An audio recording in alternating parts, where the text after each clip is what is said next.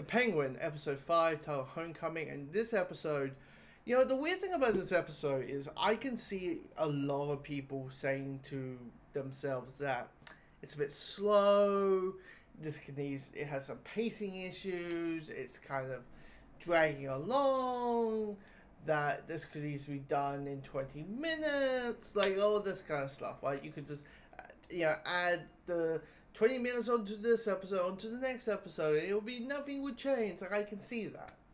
I can see some people think that. But what this episode is about is setting the new status quo.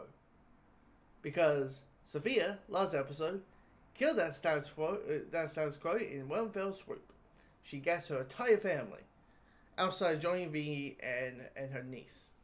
Outside those two, dead. The whole Falcone family is dead, and now she's the head of the Falcone crime family. Well, no longer the Falcone crime family, because she is now taken her mother's name. She is now taking her mother's name, and she's like, if you ever speak the word Falcone, you are going to be dead. Like, dead. I want him dead. I want his family dead. I want his house burnt to the ground. I want to go to the middle of the night. I want to piss on his ass. And it just like it shows, like, what's weird, like, the show's named The Penguin, and somehow Penguin is like the least interesting character in this entire show. The most interesting character is Sophia. She's the most interesting character in the entire show, and it mostly comes down to, like, now you understand, well, you don't see it, but now you understand how messed up her life has been, and understand her pain and suffering and all these things and everything she had to go through, and that creates this person as she is. And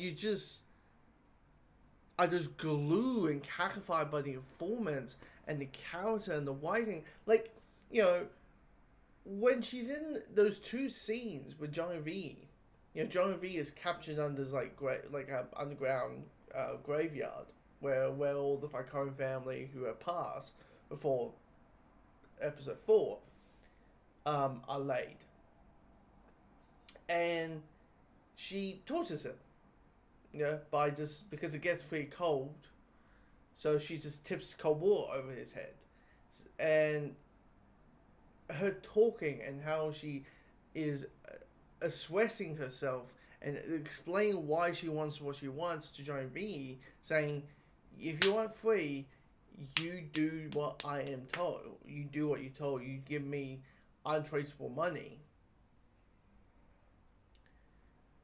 You feel the terrify and the fears, but also you can have the sense of her going like, oh, I now have freedom. I now have... The weird thing about it, there is a level of, like, a playfulness to it. It's like a playful staringness to this character, to Sophia. Because, like, if you ask, like, what's the stuff with Penguin? I mean, Penguin is, he's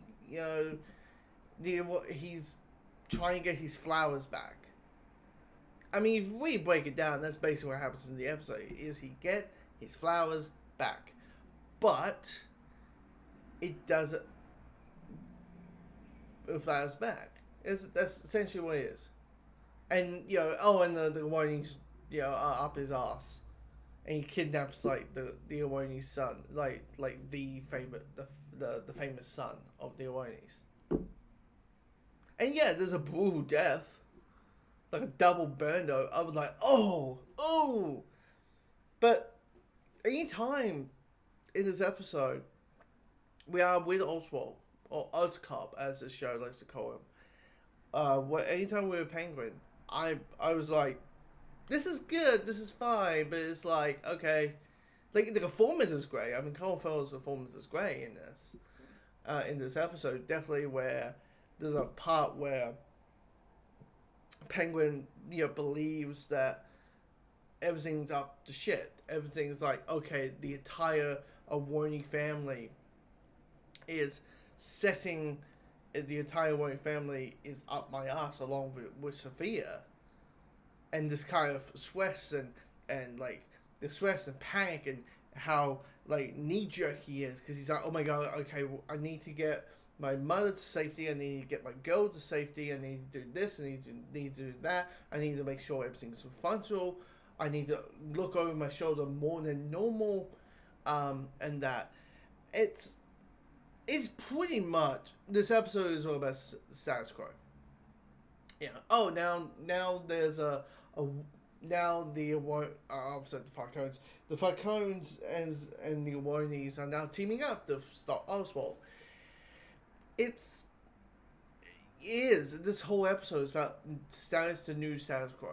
And then, knowing that we've got 3 episodes left, it's now all guts running. It's all about fast-forwarding it. It's all about fast-forwarding the absolute bonkers, probably the craziness that comes around it. Now, of course, a lot of people will say, like, hey, this is big plot hole. And you may ask, what is the plot hole, you may say, with this show? I'm like, this show's pretty, it's really solid. This is a really good show.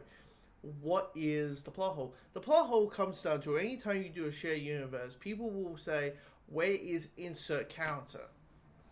And knowing that the Penguin is connected to the Batman, the Robert Pattinson Batman film, people are asking, where's Batman? Batman should be be here some point, or at least be referenced. There's some crime vigilante beating the crap out of the Awonis or the Falcons or something. The reason that is simply this. One, the show's not called The Penguin and Batman, it's called The Penguin. But 2, remember, this show is set like 2 weeks after the events of the Batman. Gotham's been flooded. Basically, Bruce Wayne has better shit to do than a gang war. He has to deal with other shit. So, there's that.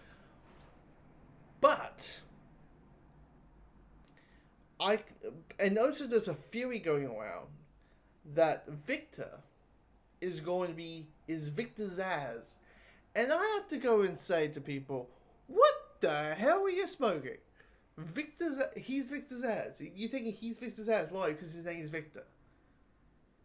Like, I don't see this character, all we know in 3 episodes, he's, making tally marks on himself. But by episode blood, there's no hints that he's going to become any close to the Victor Zsasz, or version of Victor Zsasz. And I get it. Like, there's literally 2 versions of Victor Zsasz. There's the serial killer Victor Zsasz, who's like all crazy and gun, and knife, like he's like the crazy serial killer. And then there's the mob boss. There's the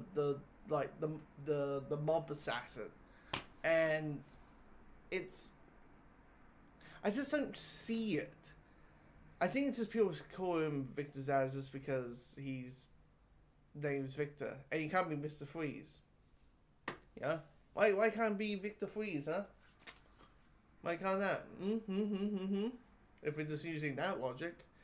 But yeah, I mean, oddly enough, there isn't really much to say about this episode than say, oh, it's pretty good, and it's solid, and you know why this episode was made and why it exists, and it probably will make a hell of a lot more sense in the final 3 episodes. 3 more weeks to go until the end. So anyway, comment below, let me know your thoughts.